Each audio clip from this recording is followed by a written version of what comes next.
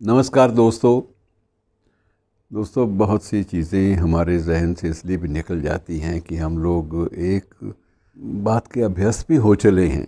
थोड़ा सा भूलना भी चाहिए, और हम भूलने की इस प्रवृत्ति के कारण कई बार बहुत महत्वपूर्ण बातें भी हाशिए पे सरका देते हैं कि कौन इतना ज़्यादा बोझ दिमाग पे डाले, जबकि ये चीज़ें बड़ी ज़रूरी होती हैं, ज़िंदगी को ऊर्जा देने वाली होती हैं। कुछ एक चीज़ें जिनको जानते रहना, जिनको दोहराते रहना बहुत ज़रूरी होता है।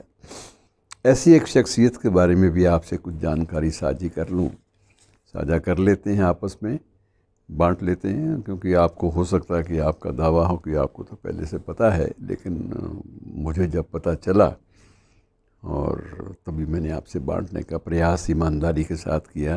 मुझे जानकारी के बारे में, क्योंकि हर विषय को बड़ा भारी भरकम बना देना वो भी ठीक नहीं होता।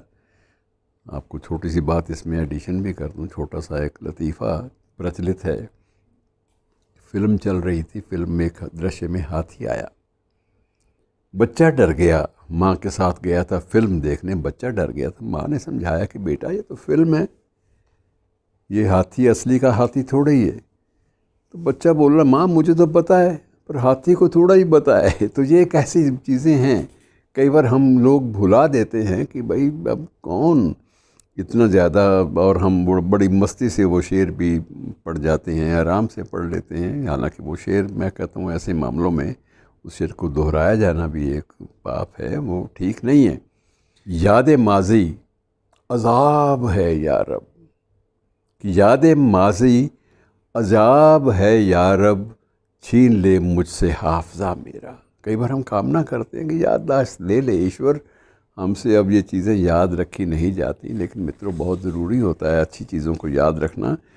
मैं आपको एक व्यक्ति का, एक शख्सियत के बारे में ज़िक्र आपसे बांट रहा हूँ, और वो शख्सियत थी फ्रंटियर गांधी, जिन्हें पश्तून गांधी भी कहा करते थे, और ख़ान अब्दुल गफ़्फ़ार ख़ान के नाम से।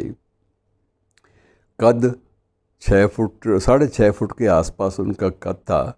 और एक बार जब भारत यात्रा पर वो आए, तब गांधी जी की कोई जयंती मनाई जा रही थी, तब वो विशेष विमान से लाए गए। उनको भारत रत्न भी उसी वर्ष दिया गया था। और जब आए तो उनके बगल में एक पोटली थी, और पोटली में कुछ कपड़े और कुछ एक खाने पीने की चीज़ें अपनी पोटली बांध के लाए थे अमान के नाम पर। तो वो शख्स बड़े विचित्र तरह की शख्सियत का मालिक था। आप ये अंदाज़ा लगाइए कि कितने साल वो जेल में रहा, आप इसका अनुमान लगाना आपके लिए शायद संभव ना हो, लेकिन ये ज़रूर है कि उसने कुल मिलाकर 47 साल एक व्यक्ति ने जेल में काटे, या फिर निर्वासन में काटे। निर्वासन का मतलब काले पानी भी था, और निर्वासन का मतलब मांडले भी हुआ करता था। कुल मिलाकर जो अवधि है जेल की वो 47 साल।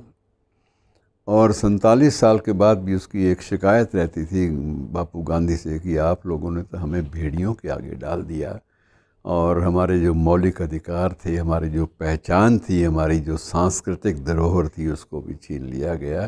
तो कम से कम हमारा विभाजन के समय इतना ध्यान तो रख लेते। लेकिन उनको इस बात का मलाल ज़रूर रहा, रिग्रेट जिसे कहते हैं आप, वो ज़रूर रहा कि बात हमारी सुनी नहीं गई। लेकिन ये ज़रूर था कि अब नए मुल्क में हैं तो उस मुल्क के प्रति गद्दारी भी कभी नहीं की उस शख्स ने। ये कभी नहीं सोचा कि अब अगर पाकिस्तान के बाशिंदा हैं, पाकिस्तान का बाशिंदा है वो शख्स, तो वो ऐसा उसने कभी प्रयास नहीं किया कि पाकिस्तान को कोसे या पाकिस्तान के ख़िलाफ़ कोई साजिश करे। मुल्क, राष्ट्र उसके लिए भी महत्वपूर्ण था। अपनी शिकवा शिकायत और अपनी मलाल जो हैं, ये अलग से बातें होती हैं, ये चलता रहता है। शिकवा शिकायत जितनी चाहे बड़ी हो, लेकिन वो ज़रूर किसी भी ज़िंदा कौम में, किसी भी ज़िंदा शख्सियत में वो चीज़ें सहज भाव से चलती हैं।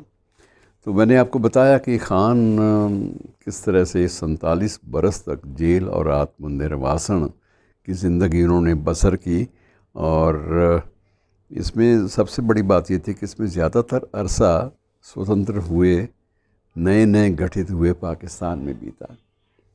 अंग्रेज़ों की जेल में का मरसा बीता, और अपने पाकिस्तान की जेलों में उनको ज़्यादा अरसा तक रखा गया।